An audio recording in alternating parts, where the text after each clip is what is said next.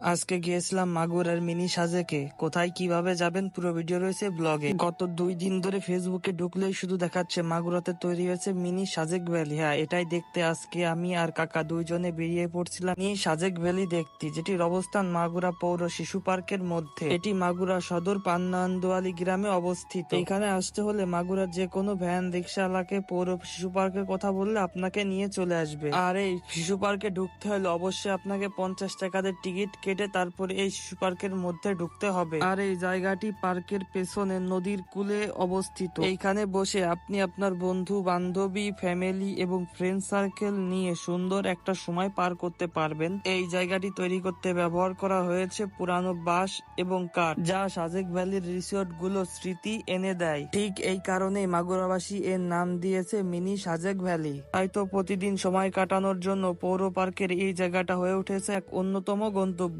আপনি যদি আপনার বন্ধু বান্ধব এবং ফ্যামিলি নিয়ে সুন্দর একটু টাইম পাস করতে চান, তাহলে চলে আসতে পারেন এই পৌর পার্কের নতুন আকর্ষণীয় জায়গায়। আর শেয়ার করুন আপনার এই নতুন জায়গা সম্পর্কে কিছু অভিজ্ঞতা। তা দেরি না করে এখনই চলে আসুন এই নতুন জায়গায়। আজকের ভিডিও এই পর্যন্ত। কি সবাই ভালো থাকবেন, দেখা হচ্ছে পরবর্তী ভিডিওতে। আর সবাই ভিডিওটা বেশি বেশি করে শেয়ার করে বন্ধুদেরকে জানিয়ে দিন। ধন্যবাদ।